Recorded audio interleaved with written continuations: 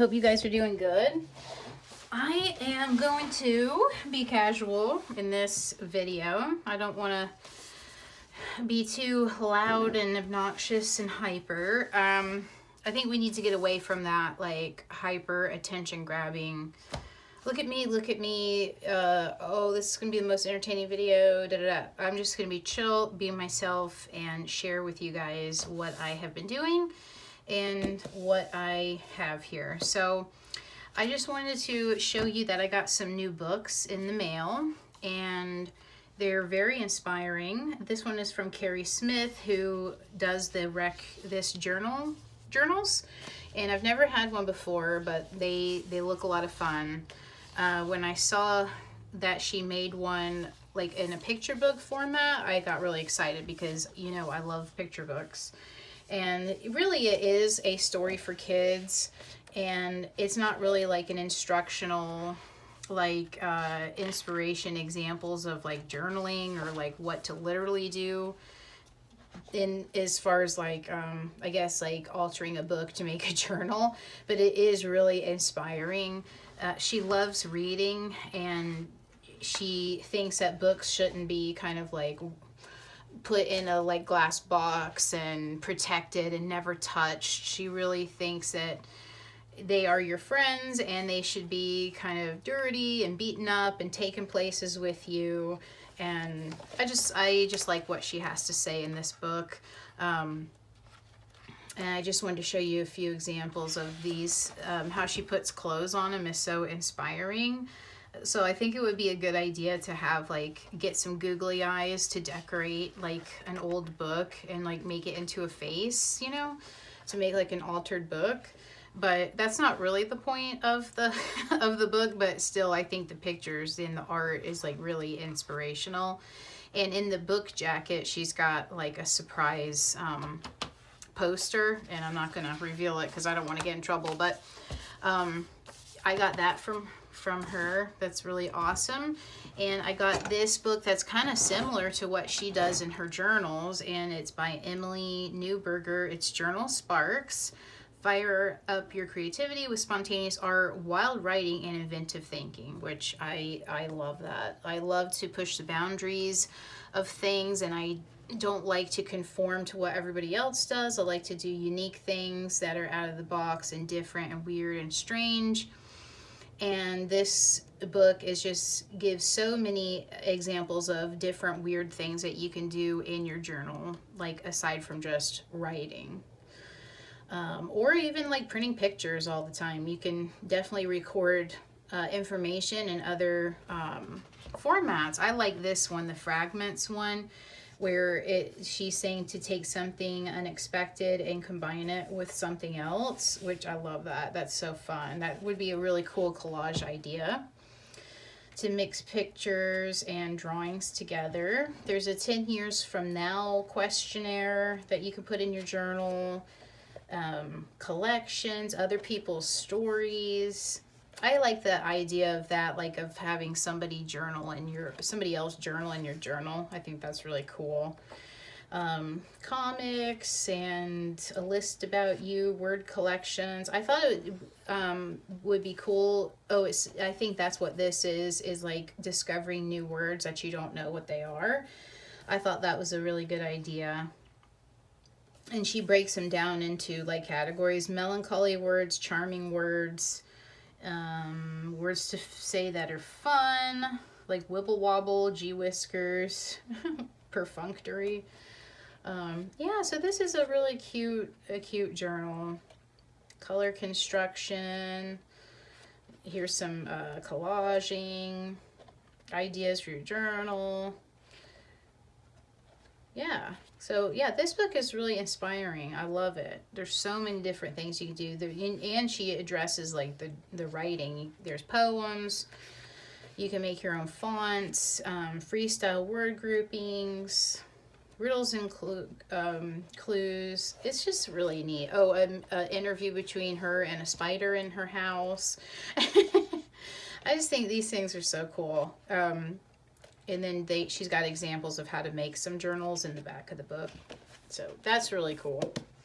And this author says something similar to what I say, is that like just one little thing that you put in your journal can spark a whole idea or project or piece of art in the future. I'm probably the last to get this Linda Berry syllabus book. It feels just like a composition book, which I think that's really, really cool. And I just love that idea that you're looking into somebody's journal, you know. But I think it's a lot of drawings from classes, from the students in the classes that she's had. And she does letters and syllabi to her class members and homework and stuff like that. So this is really fun to look through because it feels kind of like voyeuristic, I guess, a little bit. But it also shows how casual that your journal can be, and it doesn't have to be like perfect drawing or writing. It can be very experimental. And then I got this Collage Your Life, which I really haven't had a chance to look at, but I was really excited about the cover of the book. It looks like there's just this little tiny journal with one of those brads that fold out. I don't know what they're called. And it says Our Weekend. So it looks like a really tiny book, and just like these tiny collages. And yeah, it says creative self-expression and visual storytelling. So I love to combine collage within journaling. So I thought this would be really cool, new inspiration to gather to express feelings and things inside of a journal. So I guess you would call that an art journal, but I like to mix a lot of stuff within one journal. So yeah, give that a look. I have old collage books, but that one's a newer one, I think from 2020, I think, I'm not sure. But in today's video, I'm going to share with you a flip through of one of my tiny journals, calling them casually kind of punk journals, but they're non-linear, they're short term, they are freestyle, I guess, experimental, whatever, that kind of thing. So I'm going to be showing you this one, and this is my new one that I've made. And I make this on my Patreon. There's a video and I talk about how I made it. But this is the new one I'm working in currently. So I think this is the second one I made in April. And I did a cover out of Crayola construction paper, out of a character that I was thinking about. And it's a worm, and you know, it's a bookworm, but he lives inside of an apple within a library. But in this picture, I just simply had him like, you know, just in a surreal like land reading a book. And yeah, I just covered it with shipping tape. And if you use construction paper, I think it will degrade over time. This one's not acid free, but you can get some acid free construction paper. I think it's called True Ray.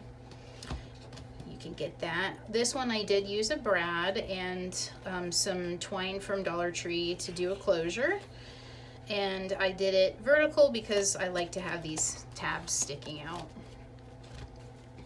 And I haven't looked through this in, I guess, since the beginning of April. Yeah, April 3rd, so I don't really remember a lot, and not going to particularly read through everything, but I'm just going to do a flip through.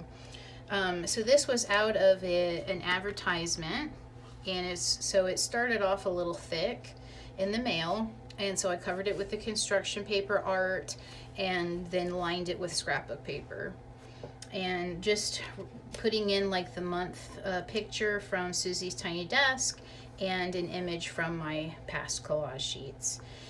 There is a person on Instagram, I think it's called The Old Schoolhouse or In the Schoolhouse or something, and she sells a lot of vintage stuff out of Michigan, and sometimes the things are so awesome I just screenshot them, and because they're really inspiring, but I wouldn't necessarily want to order, like, I guess I would, but then that's how I start hoarding stuff. It's probably made from bed sheets, so yeah, that's an example of something I print out. And I was doing page numbers instead of daily journaling because this is supposed to be not strict. It's supposed to be really easy and unintimidating. So I don't want to put the pressure on myself to add to it every single day, because then I'll give up if I fail. So I just numbered the pages. I got an inspirational picture out of Pinterest that had like a 3-dimensional kind of oh gosh, what do you call them? The dioramas, I guess, of this character, and she's got like candy and her teeth are all messed up. But this was to represent me going to the dentist. Let me see if I can do a close-up here. Okay, I think that's going to be a lot better. You'll be able to see everything. So let me show this again. That's my worm guy. And that's the inside cover. Okay. And I was using days here, but I don't think I do that much anymore. But you can do whatever you want, really. I got the business appointment card for my next appointment from the dentist, as well as receipts, because it costs a lot of freaking money, and I wanted to be able to save that. And yeah, here's just a spread, and these are things from Susie Tiny Desk and Pocket Journal Pam, and I think this is from February and June. But I started out by just using markers to do simple backgrounds on all the pages. Okay, so that's the beginning phase of the journal, and then I come in and write, and then I add imagery later. So everything is happening at different moments, or sometimes I add the imagery first.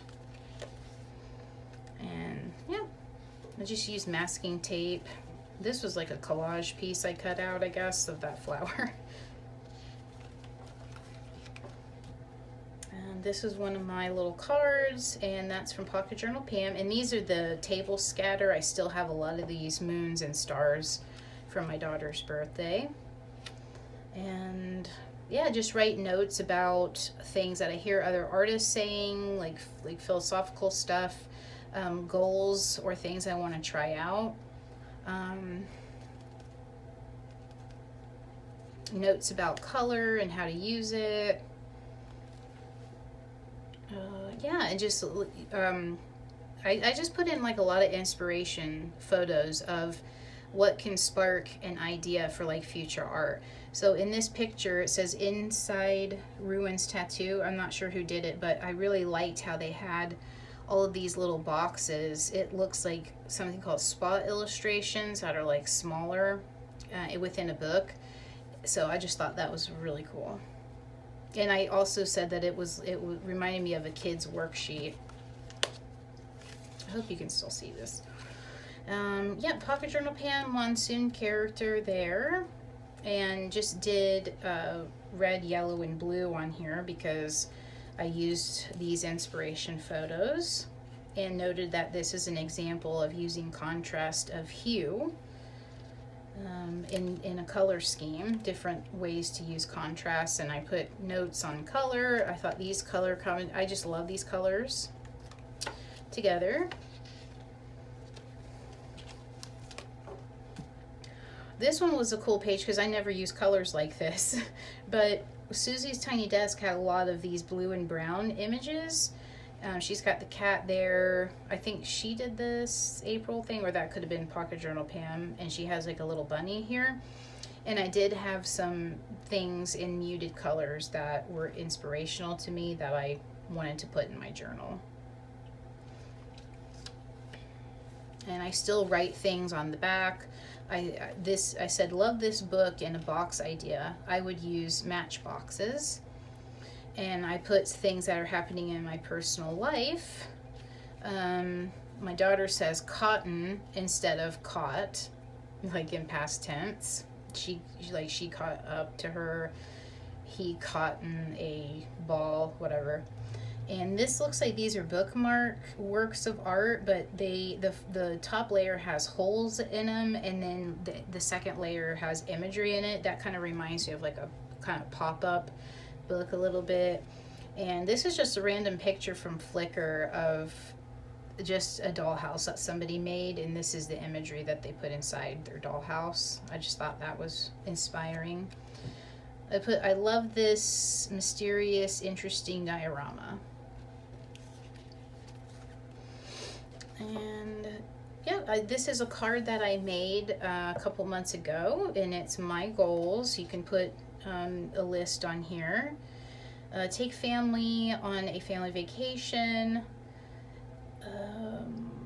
Yeah, there's something called a moon bow instead of a rainbow, and there's really two places you can see it, and I think one place is probably in Alaska, but the other one is in Kentucky at Cumberland Falls. So that was like a possibility. I learned about it through a magazine, a free magazine that a realtor sends us. So I put the article there, and this is just stuff I taped in an old paint chip card and just layered on some art. I didn't really have anything to communicate on this page. I just did a little bit of collage and then put in some art from my favorite creators.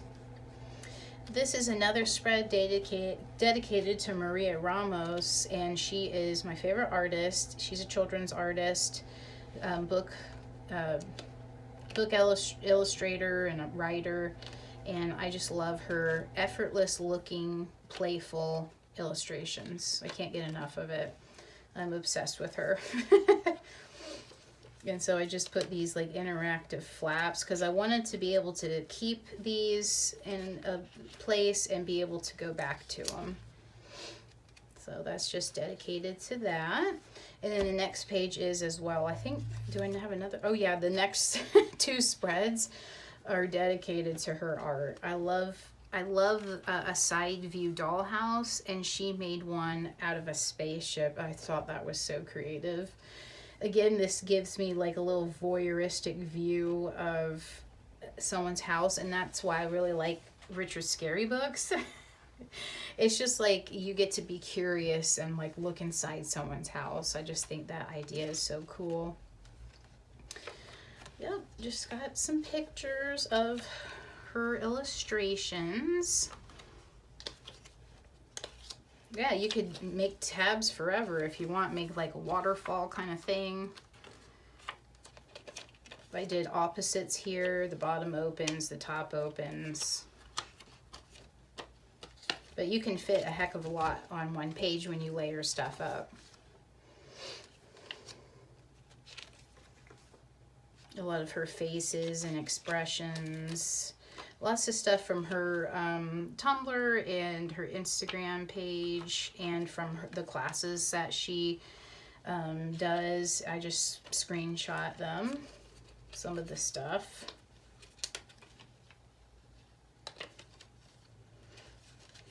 One day I will be able to order her book from Spain, I guess, but it's not going to be in English.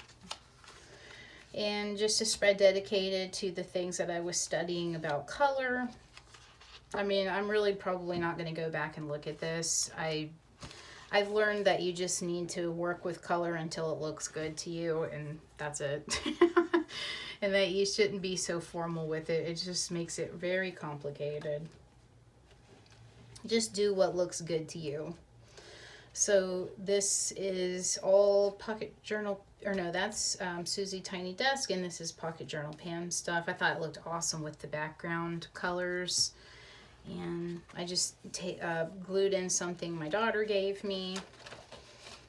This was an interesting spread because I was experimenting with like the lines I was making in the background. And I said, instead of doing a pattern, maybe I'll do boxes and see if I can fill in the boxes with ideas or whatnot. And I guess I kind of did. At first I saw some kind of propeller thing and I tried to draw that. Then I drew an idea for a drawing called Bump on a Log. I actually might draw that because I thought of that again the other day. And saw something while we were on a walk. I finally looked at this bike rack and I finally noticed it was there, and it's been there for so long and I've never ever seen a bike on it. So I just called it a liminal thing, a bike rack never used. I actually put something that happened on April 11th. The girls tattooed themselves, it says kid thing on their like knuckles, and they've been using that as a motto and an excuse for them like doing naughty things. And just drew an idea of like flowers and vines growing on the roof of a house, just little things I've observed, and interesting shape of a tree kind of thing. This was a page I think dedicated to birthdays. My daughter really likes magic mixy stuff, and yeah, I just got a picture of her with her cake. It's just really simple. Oh, and this was a piece that came with the toy, and I just kind of collaged on it. Just intuitively did collage on this spread. And this is a butterfly I made. And this is more of the birthday, and this is a long journaling card that I made a while ago. I think it was for April, I think. And I was able to fit it in this small journal, and this is about a birthday. So I did some journaling on that and on the back, and as you open it, there's more ephemera from the day. This is a handmade business card from the art store we went to, and then you can open it further and it shows like what we got at the art store for my daughter for her birthday. It's kind of nice to go back and see what she got. And this, we got some shoelaces from a toy store that make putting her shoes on much easier. And here's more of these boxes, but I discovered that I didn't have a use for them, and I'm not going to do that anymore because that's too much pressure. It's like a, you know, a prompt, and I want to be prompted in the moment, not, you know, like beforehand, before I start filling out the journal. So my other daughter had her birthday the day after the first daughter, and I just printed out some pictures from that and used Pam's beautiful little fish that she's got, because I don't know, just the color of the green and blue, and then this collage piece here just lended it to that. It's really cute. And of course I use these office stickers in my spreads.